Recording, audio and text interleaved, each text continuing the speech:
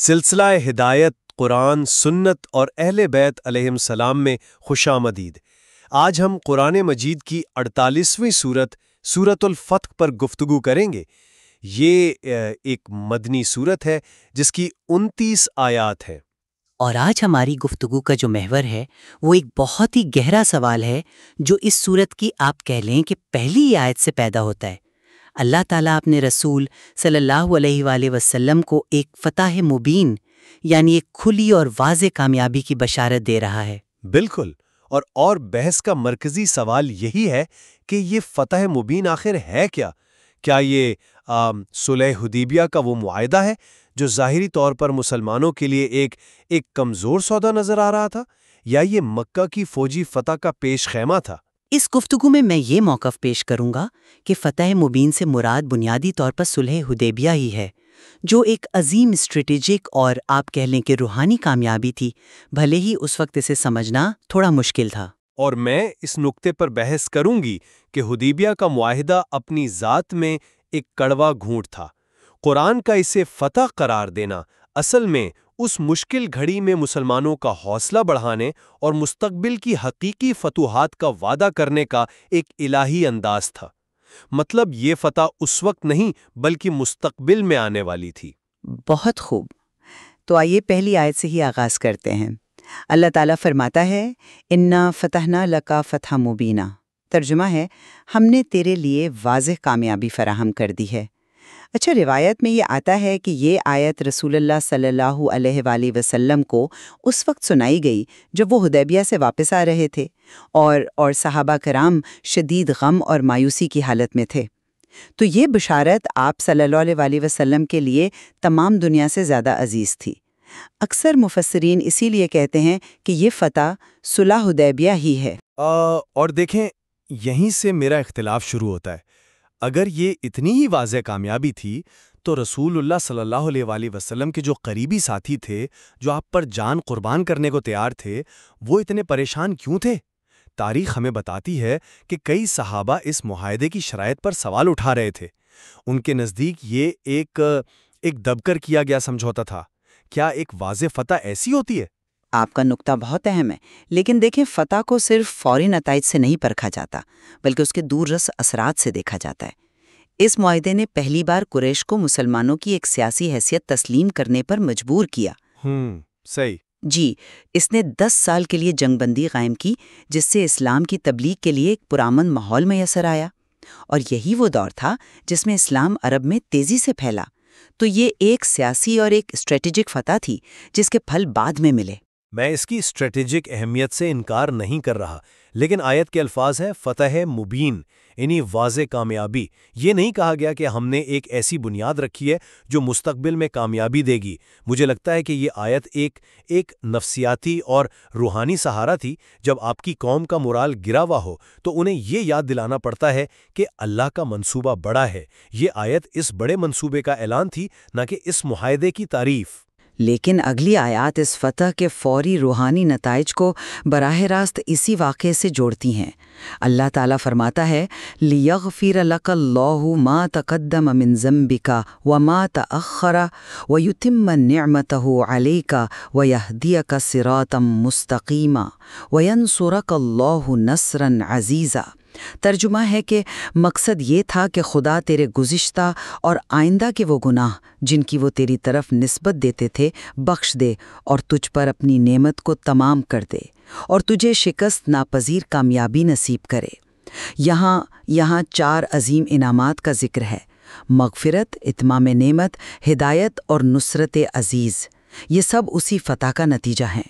اچھا، یہاں بھی میں تشریح میں تھوڑا سا اختلاف کروں گا۔ پیغمبر اکرم صلی اللہ علیہ وآلہ وسلم تو معصوم ہے، تو پھر ذنب کا یعنی آپ کے گناہ کی بخشش کا، اس کا کیا مطلب ہے؟ بہترین سوال ہے۔ دیکھیں، یہاں ذنب سے مراد ذاتی گناہ نہیں بلکہ وہ الزامات اور تہمتیں ہیں جو کفار آپ صلی اللہ علیہ وآلہ وسلم پر لگاتے تھے۔ وہ آپ کو جنگجو کہتے تھے، دشمن کہتے تھے، اپنے آباء و اجداد کی روایات کو توڑنے والا کہتے تھے۔ صلح حدیبیہ نے دنیا پر یہ ثابت کر دیا کہ آپ صلی اللہ علیہ وآلہ وسلم جنگ نہیں بلکہ امن چاہتے ہیں۔ آپ نے عمرے کا ارادہ کیا تھا، جنگ کا نہیں۔ آپ نے بظاہر کمزور شرائط مان لی، لیکن خون ریزی سے گریز کیا۔ تو اس ایک عمل نے آپ کے کردار پر لگائے گئے تمام پچھلے اور مستقبل کے ممکنہ الزامات کو دھو دیا۔ اللہ کا بخش دینا اصل میں ان الزامات کا اثر زائل کر دینا ہے۔ میں اس تشریح سے متفق ہوں کہ ذنب کا مطلب الزامات ہیں، لیکن میں اس کے وقت اور مقصد کو تھوڑا مختلف دیکھتا ہوں۔ میرے نزدیک یہ بخشش اس لیے نہیں ہوئی کہ معاہدہ بہت شاندار تھا، بلکہ اس لیے ہوئی کہ اس معاہدے کی وجہ سے آپ صلی اللہ علیہ وسلم کی قیادت پر سوال اٹھنے کا خدشہ تھا۔ یہ اللہ کی طرف سے آپ صلی اللہ علیہ وسلم کے کردار کی توثیق تھی، ایک ایسے وقت میں جب آپ نے غیر مقبول فیصلہ کیا تھا۔ مطلب اللہ کہہ رہا تھا کہ دنیا جو بھی کہے میں تمہارے کردار کی گواہی دیتا ہوں۔ یہ ایک طرح کا آپ کہہ لیں کہ دفاع تھا، انعام سے زیادہ۔ مگر اس کا اثر صرف نبی کی ذات تک تو محدود نہیں تھا، اس کا اثر تو پوری امت پر پڑا۔ اگلی آیت دیکھیں، هو الذی انزل السکینۃ فی قلوب المؤمنین لیزدادوا ایمانا مع ایمانہم۔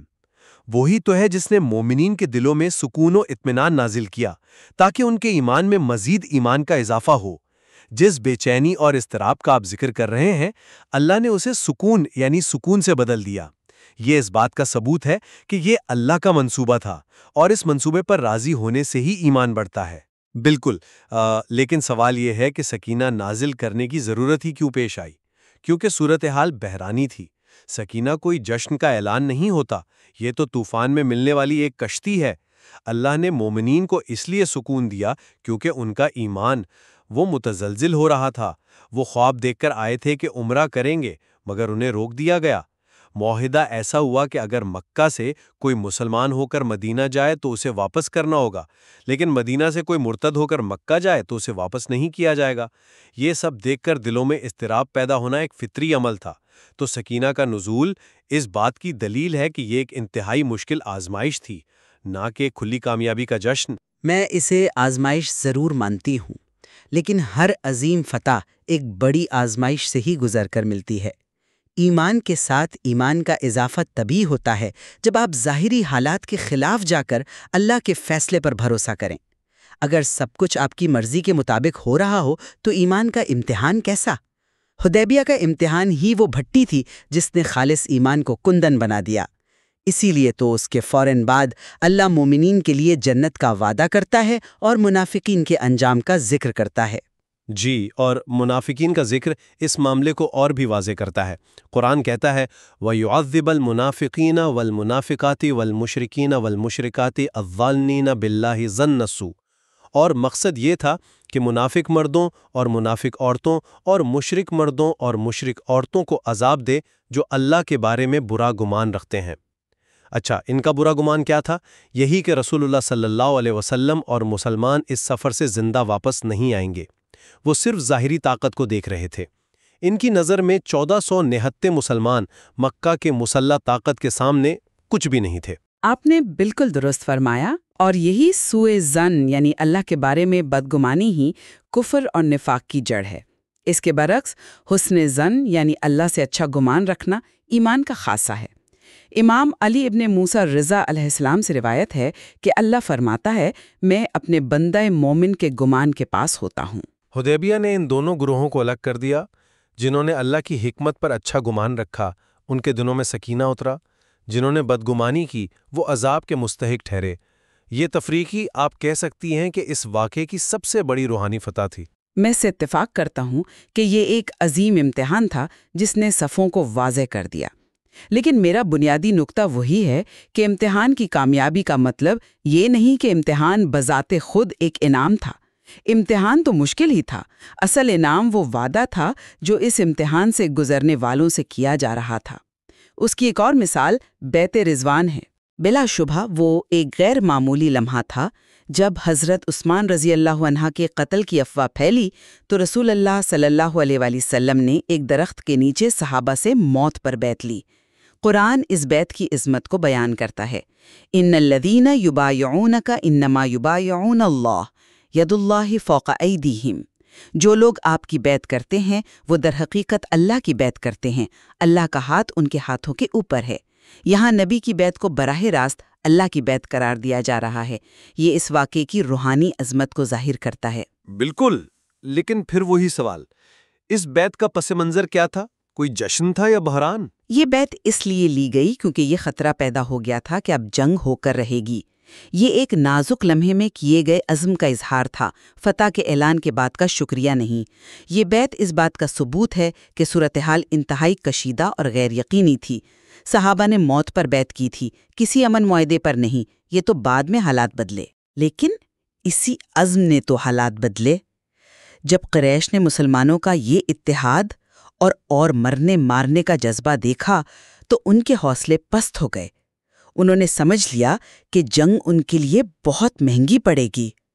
اسی بیعت نے صلح کی راہ ہموار کی۔ تو یہ بیعت خود فتح کا ایک اہم جز تھا۔ یہ صرف ایک رد عمل نہیں تھا، بلکہ ایک فیصلہ کن عمل تھا۔ میں اسے ایک فیصلہ کن عمل مانتا ہوں، لیکن یہ مسلمانوں کی طرف سے تھا، ان کے ایمان کا مظہر تھا۔ اس سے یہ ثابت نہیں ہوتا کہ جو معاہدہ اس کے نتیجے میں ہوا وہ خود فتح مبین تھا۔ اس کے بعد ان لوگوں کا معاملہ بھی ہے جو اس سفر میں شریک ہی نہیں ہوئے تھے۔ قرآن ان کے بہانوں کو بھی بے نقاب کرتا ہے۔ جی، قرآن ان کی نفسیات کو بالکل کھول کر رکھ دیتا ہے۔ وہ واپسی پر کہتے ہیں سَيَقُولُ لَكَ الْمُخَلَّفُونَ مِنَ الْأَعْرَابِ شَغَلَتْنَا أَمْوَالُنَا وَأَهْلُونَا فَاسْتَغْفِرْ لَنَا۔ ہمارے اموال اور گھر والوں نے ہمیں مشغول رکھا، بس آپ ہمارے لیے مغفرت طلب کیجئے۔ لیکن اللہ ان کے دل کا حال جانتا ہے۔ بل ظننتم ان لن ينقلب الرسول والمؤمنون الى اہلیہم ابدا۔ لیکن اللہ ان کے دل کا حال جانتا ہے، بلکہ تم نے گمان کیا تھا کہ رسول اور مومنین اپنے گھر والوں کی طرف کبھی لوٹ کر نہیں آئیں گے، لیکن اللہ ان کے دل کا حال جانتا ہے۔ یہ پھر وہی اللہ پر سوء ظن ہے۔ ان کا مسئلہ مال یا گھر والے نہیں، بلکہ بزدلی اور اللہ کے وعدے پر عدم یقین تھا۔ اور ان کا یہ گمان اس وقت کے ظاہری حالات کے عین مطابق تھا۔ کوئی بھی دنیاوی تجزیہ کار یہی کہتا کہ یہ ایک خطرناک مہم ہے۔